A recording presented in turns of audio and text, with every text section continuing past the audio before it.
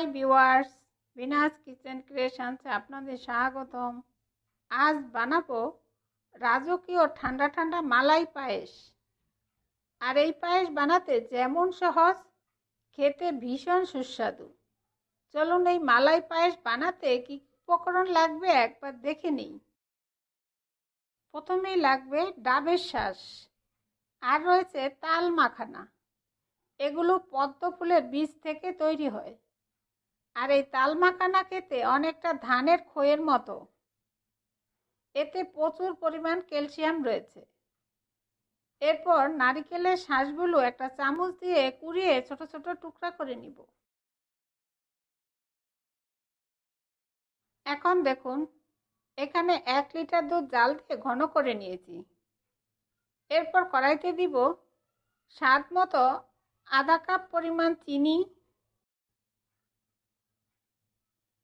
অল্প 1 চিমটি পরিমাণ লবণ, 2টা এলাচি, 1 টেবিল চামচ পরিমাণ গুঁড়া দুধ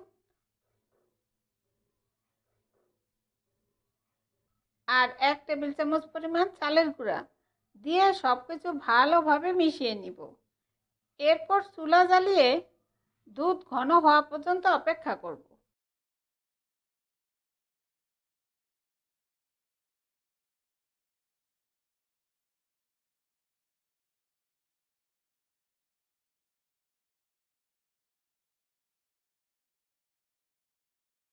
এখন প্রায় 5 মিনিট দুধ জাল দেওয়ার পর দেখুন দুধ ঘন হয়ে গিয়েছে।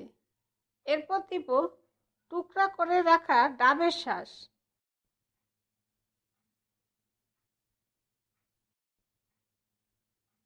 আর তাল মাখানাগুলো দিয়ে 2 মিনিট নাড়াচাড়া করে নিলেই সুস্বাদু পায়েস তৈরি। আর এই তাল মাখানা যে কোনো মশলার দোকানে পেয়ে যাবেন।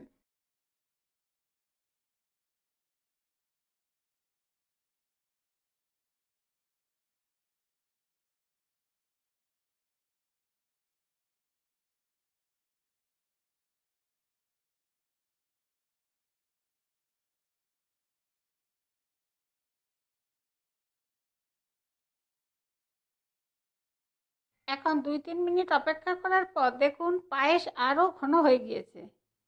এরপর সম্পূর্ণ ঠান্ডা করে নর্মাল ফ্রিজে রেখে দিব আর ঠান্ডা ঠান্ডা পরিবেশন করব সুস্বাদু মালাই পায়েস।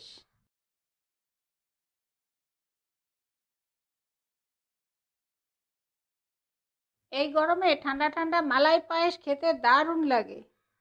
আপনারা বাড়িতে অবশ্যই তৈরি করে খেয়ে দেখবেন। আপনাদের সুবিধার্থে সব উপকরণ ও তার পরিমাণ আমি ডিসক্রিপশনে দিয়ে দিব।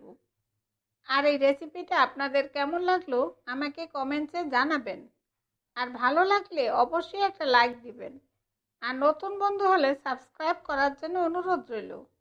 আমার ভিডিওগুলো দেখার জন্য আপনাদের সবাইকে অনেক অনেক ধন্যবাদ।